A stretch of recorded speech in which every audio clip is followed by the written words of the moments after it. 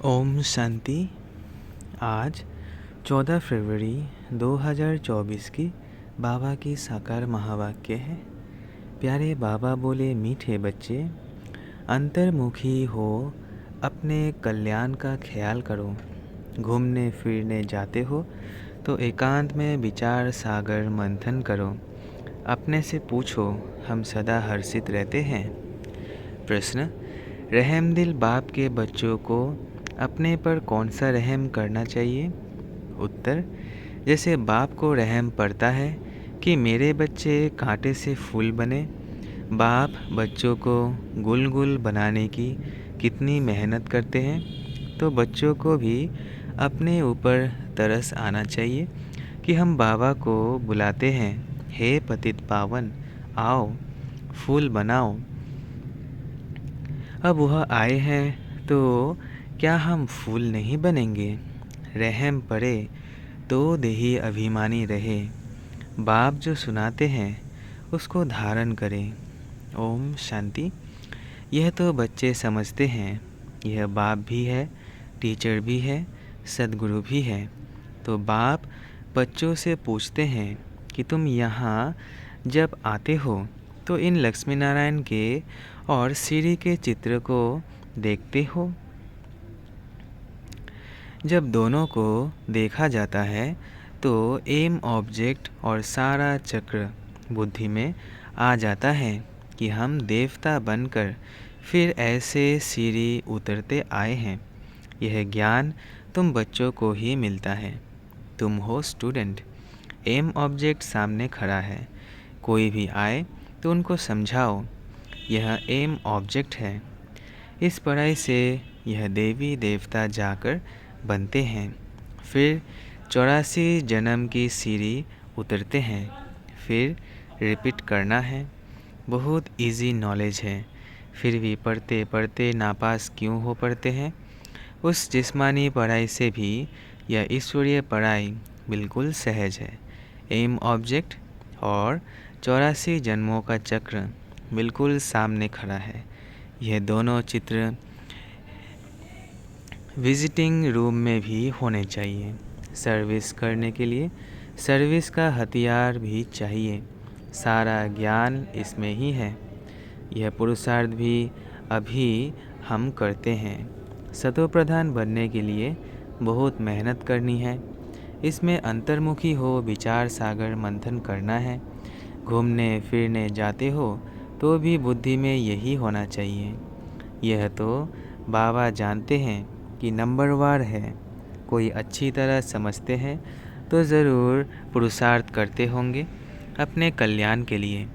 हर एक स्टूडेंट समझते हैं, यह अच्छा पढ़ते हैं, खुद नहीं पढ़ते हैं तो अपने को ही घाटा डालते हैं। अपने को तो कुछ लायक बनाना चाहिए। तुम भी स्टूडेंट हो, सो भी बेहद बाप के। यह ब्रह्मा भी पढ़ते हैं। यह लक्ष्मी नारायण है मर्तबा और सीढ़ी है 84 जन्मों के चक्र की।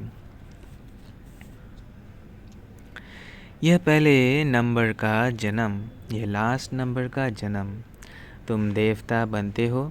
अंदर आने से ही सामने एम ऑब्जेक्ट और सीढ़ी पर समझाओ। रोज़ आकर इनके सामने बैठो तो स्मृति आए।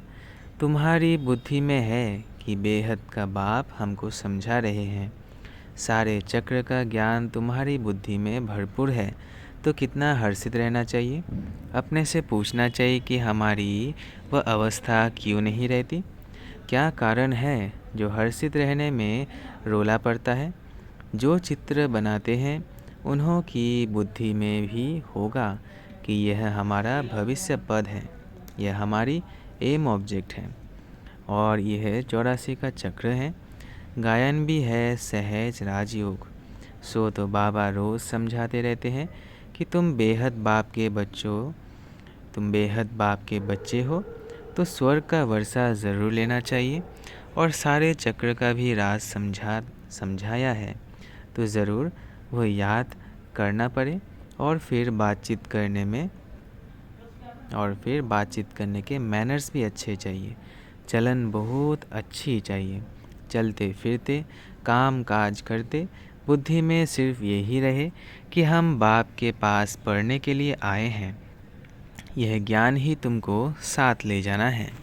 पढ़ाई तो सहज है, परंतु अगर पूरी रीति नहीं पढ़ेंगे तो टीचर को ज़रूर यह ख्याल रहेगा कि अगर क्लास में बहुत डल बच्चे होंगे तो हमारा नाम बदनाम होगा, इजाफा नहीं मिलेगा, गवर्नमेंट कुछ नहीं देगी। यह भी स्कूल है ना, इसमें इजाफा आदि की बात नहीं, फिर भी पुरुषार्थ तो कराया जाता है ना। चलन को सुधारो, देवी गुण धारण करो, कैरेक्टर अच्छे चाहिए। बाप तो तुम्हारे कल्याण के लिए आए हैं, परंतु बाप की श्रीमत पर चल नहीं सकते। श्रीमत कहे यहाँ जाओ तो जाएंगे नहीं, कहेंगे यहाँ गर्मी है, यहाँ ठंडी है। बाप को पहचानते नहीं कि कौन हमको कहते हैं। ये साधारण रथ ही बुद्धि में आता है, वह बाप बुद्धि में आता ही नहीं है। बड़े राजाओं का कितना सबको डर रहता है, बड़ी अथॉरिटी होती है। यहाँ तो बाप कहते हैं मैं गरीब निवाज हूँ, मुझ रचता और रचना के आदि मध्य अंत को कोई नहीं जानते हैं। कितने ढेर मनुष्य हैं, कैसी कैसी बातें करते हैं, क्या क्या बोलते हैं, भगवान क्या चीज़ होती है यह भी जानते नहीं। वंडर है ना। बाप कहते हैं मैं साधारण तन में आकर अपना और रचना के आदि मध्य अंत का परिचय देता हूँ। 84 की यह सीढ़ी कितनी क्लियर है। बाप कहते हैं मैंने तुमको यह बनाया था, अब फिर बना रहा हूँ। तुम पारस बुद्धि थे, फिर तुमको पत्थर बुद्धि किसने बनाया। आधा कल्प रावण राज्य में तुम गिरते ही आए हो। अब तुमको तमो प्रधान से सतो प्रधान ज़रूर बनना है। विवेक भी कहता है बाप है ही सत्य, वह ज़रूर सत्य ही बताएंगे। यह ब्रह्मा भी पढ़ते हैं, तुम भी पढ़ते हो। यह कहते हैं मैं भी स्टूडेंट हूँ, पढ़ाई पर अटेंशन देता हूँ। एक्यूरेट कर्मातीत अवस्था तो अभी बनी नहीं है। ऐसा कौन होगा जो इतना ऊंच पद पाने के लिए पढ़ाई पर ध्यान नहीं देगा। सब कहेंगे ऐसा पद तो ज़रूर पाना चाहिए। बाप के हम बच्चे हैं तो ज़रूर मालिक होने चाहिए। बाकी पढ़ाई में उतराई चढ़ाई तो होती ही है। अब तुमको एकदम ज्ञान का तंत्र सार मिला है। शुरू में तो पुराना ही ज्ञान था, धीरे धीरे तुम समझते ही आए हो। अभी समझते हैं ज्ञान तो सचमुच अभी हमको मिलता है। बाप भी कहते हैं आज मैं तुमको गुह्ये गुह्ये बातें सुनाता हूँ। फट से तो कोई जीवन मुक्ति पा नहीं सकता, सारा ज्ञान उठा नहीं सकता। पहले ये सीढ़ी की चित्र थोड़ी था। अब समझते हैं बरोबर हम ऐसे चक्र लगाते हैं, हम ही स्वदर्शन चक्रधारी हैं। बाबा ने हम आत्माओं को सारे चक्र का राज समझा दिया है। बाप कहते हैं तुम्हारा धर्म बहुत सुख देने वाला है। बाप ही आकर तुमको स्वर्ग का मालिक बनाते हैं। औरों के सुख का टाइम तो अभी आया है, जबकि मौत सामने खड़ा है। ये एरोप्लेन बिजलियाँ आदि पहले नहीं थी। उन्हों के लिए तो अभी जैसे स्वर्ग है। कितने बड़े बड़े महल बनाते हैं, समझते हैं अभी तो हमको बहुत सुख है। लंदन में कितना जल्दी पहुंच जाते हैं, बस यही स्वर्ग समझते हैं। अब उन्हों को जब कोई समझाए कि स्वर्ग तो सतयुग को कहा जाता है, कलयुग को थोड़ी स्वर्ग कहेंगे। नरक में शरीर छोड़ा तो ज़रूर पुनर्जन्म भी नरक में ही लेंगे। आगे तुम भी यह बातें नहीं समझते थे, अब समझते हो। रावण राज्य आता है तो हम गिरने लग जाते हैं, सब विकार आ जाते हैं। अभी तुमको सारा ज्ञान मिला है तो चलन आदि भी बहुत रॉयल होनी चाहिए। अभी तुम सतयुग से भी जास्ती वैल्यूएबल हो। बाप जो ज्ञान का सागर है वो सारा ज्ञान अभी देते हैं और कोई भी मनुष्य ज्ञान और भक्ति को समझ ना सके, मिक्स कर दिया है। समझते हैं शास्त्र पढ़ना ये ज्ञान है और पूजा करना भक्ति है। तो अब बाप गुलगुल बनाने के लिए कितनी मेहनत करते हैं।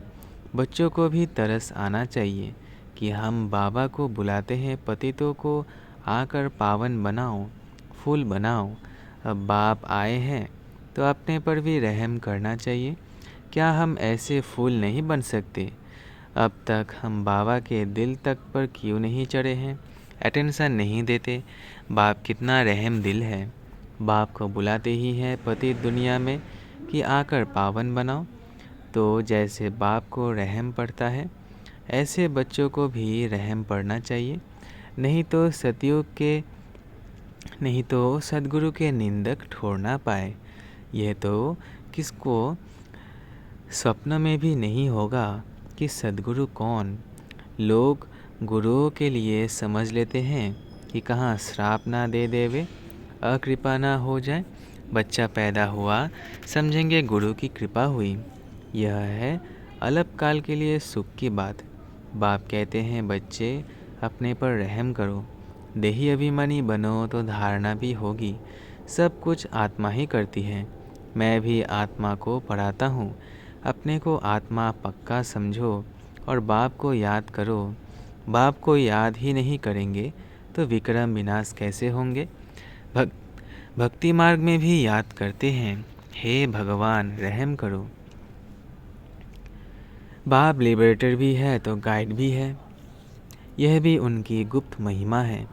बाप आकर सब बतलाते हैं कि भक्ति मार्ग में तुम याद करते हो, मैं आऊँगा तो ज़रूर अपने समय पर। ऐसे जब चाहूँ तब आऊँ यह नहीं। ड्रामा में जब नूंद है तब आता हूँ। बाकी ऐसे ख्यालात भी कभी नहीं आते हैं। तुमको पढ़ाने वाला वह बाप है, यह भी उनसे पढ़ते हैं। वह तो कभी भी कोई खाता नहीं करते। वह तो कभी भी कोई खता भूल नहीं करते, किसको रंज नहीं करते। बाकी सब नंबरवार टीचर हैं। वो सच्चा बाप तुमको सत्य ही सिखलाते हैं। सच्चे के बच्चे ही सच्चे, सच्चे के बच्चे भी सच्चे। फिर झूठे के बच्चे बनने से आधा कल्प झूठे बन पड़ते हैं। सच्चे बाप को ही भूल जाते हैं। पहले पहले तो समझाओ कि यह सतयुगी नई दुनिया है या पुरानी दुनिया है। तो मनुष्य समझे ये प्रश्न बहुत अच्छा पूछते हैं। इस समय सभी में 5 विकार प्रवेश है, वहाँ 5 विकार होते नहीं। यह है तो बहुत सहज बात समझने की, परंतु जो खुद ही नहीं समझते तो वह प्रदर्शनी में क्या समझाएंगे। सर्विस के बदले डिसर्विस करके आएंगे। बाहर में जाकर सर्विस करना मासी का घर नहीं है। बड़ी समझ चाहिए। बाबा हर एक की चलन से समझ जाते हैं। बाप तो बाप है, फिर तो बाप भी कहेंगे यही ड्रामा में था। कोई भी आता है तो ब्रह्मा कुमारी का समझाना ठीक है। नाम भी ब्रह्मा कुमारी ईश्वरीय विश्वविद्यालय है। नाम वाला भी ब्रह्मा कुमारियों का होना है। इस समय सब 5 विकारों में हिरे हुए हैं। उन्हों को जाकर समझाना कितना मुश्किल होता है।